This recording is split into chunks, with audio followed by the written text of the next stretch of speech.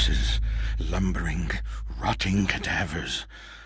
What contrivance could have wrought this abomination? Disease, science, blasphemous occult rituals. How can something so dead, yet be so alive and hungry? They lust for flesh, human flesh, and feast upon all the sweet breads a man has to offer.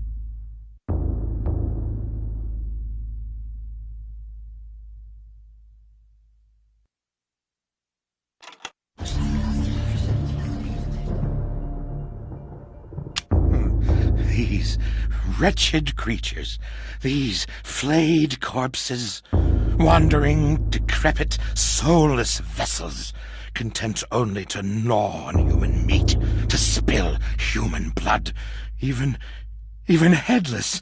Their hate for the living grew in propensity, flailing maniacally in their bloodlust, killing anything close.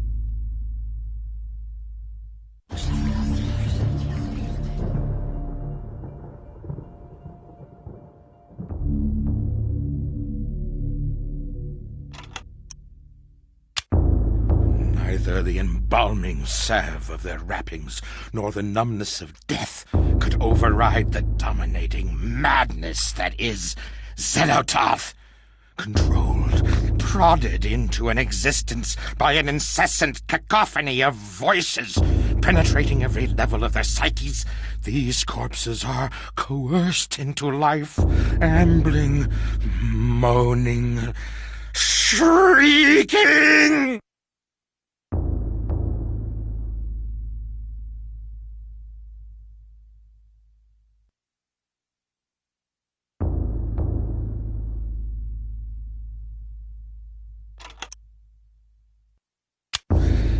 Rotted from within, worried apart by the ravening fish and parasitic fetor of their sunken graves, these drowned zombies emerged, spilling their festering entrails and slopping fluids with each pain-ridden step hoping to bring an end to their pain by spreading it to others.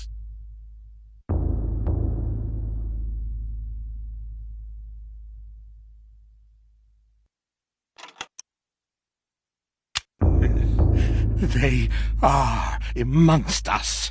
I knew they would come after me. For I knew their devices, their depraved methods. Creatures wearing human skins as we wear clothes to cover their hideousness from our eyes, so they might consort insidiously with our species, infiltrating, manipulating, playing us against each other. Damn our eyes! We are blind to them, but I knew.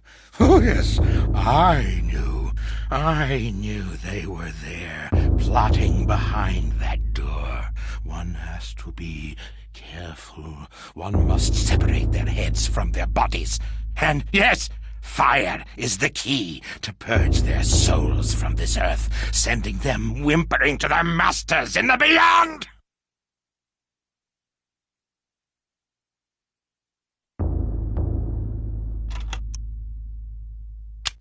The devils inside the servants' skulls were trying to kill me.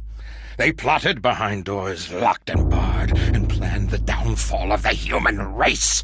I took care of the ones around me, stopped their plans. There are others, I'm sure, out there, manipulating us, secreting madness inside our very heads, while our souls are pushed into the corners of our skulls, watching as our hands do tasks that we have no control over. Oh, horrible, horrible things! We must purge them from our midst, kill them all, cut them, burn them. It's the only way. I know. I've done it. It works.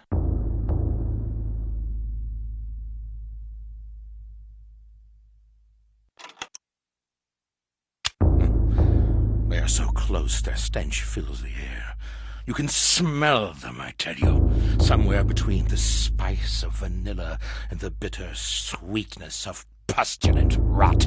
Those creatures inhabit the bodies of men and women, exorcising the human soul and replacing it with their own putrid spirits. But they couldn't fool me. No, not at all. I could smell them, you see. They were all around me. Dear God, all around. I knew what I had to do. They had to go. By blade and bullet, I had to get rid of them. Don't you understand? Dear God, I had to do it. Had to.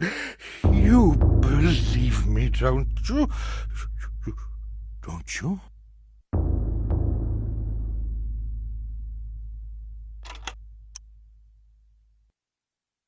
Oh, the horror. A behemoth of hatred incarnate. What manner of creature is that? A ton of flesh and sinew, wielding muscles thick as ropes strung onto claws that could crush stone and sever metal as though it were threshed wheat. Crushing, cutting. The walls shook with each step it took. Oh, the horror! An abomination. Its physiology remarkably abstract. No real organs or anything. It shouldn't work. But it did.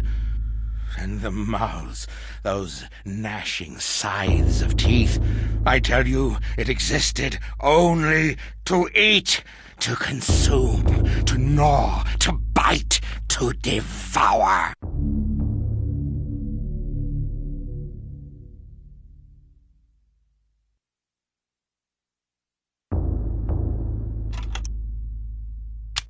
Eyes? Rot their eyes. Their staring sees through your soul like looking through a window. And the lids, festooned with tiny hook-like teeth that gape and gnash. It doesn't make sense. No anatomy would form like that. But it has. Was it natural? How could it be? O unholy beast, thou must be killed, lest you corrupt my world. Have at thee! Have at thee!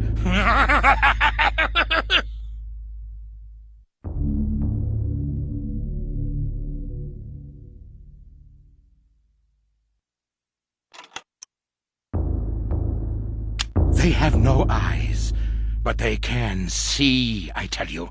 No eyes! No eyes at all, but you can feel it looking at you. It stares through you like looking through empty air, and you can feel it raking your innards with their touch.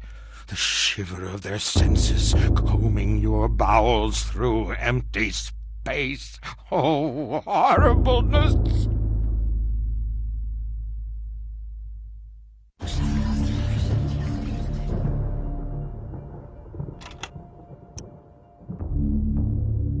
They came from the darkness, chittering spider-like parasites infesting the city Enga.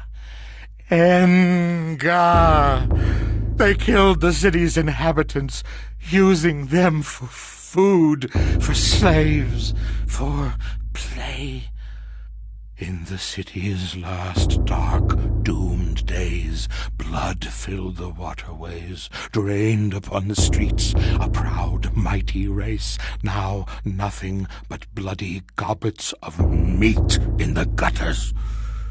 So it has been for eons. The Guardians, those eternal parasites, still swarm in that necropolis, feeding on those that live in ignorance many miles above us.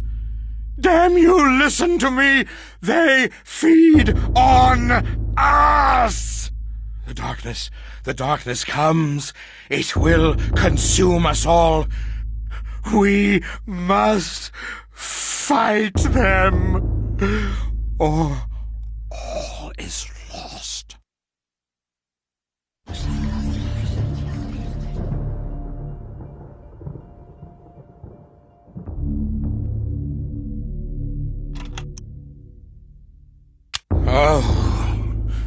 Oh, gibbering insanity, wrought in flesh as though an artist had sculpted it. Created from nothing by their mistress Ulyaoth, a canvas as grotesque as any. Their bodies made no sense, no heads, no organs, an empty husk, devoid of the trappings of nature, but it walked, it sang, it shrieked. A mockery of reason, both natural and mental, a blasphemy from beyond the veil.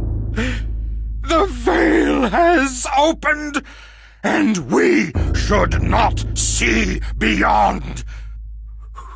We weren't meant to, never, ever meant to. Oh, give us the blessing of ignorance, the happiness of oblivion.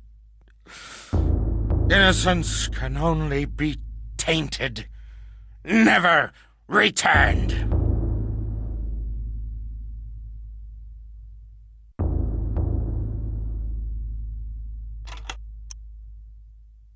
Deep in those ancient caverns, a great city was lost. Long before we humans, long before. The proud city of Enga, decadent and trusting, and it was their downfall.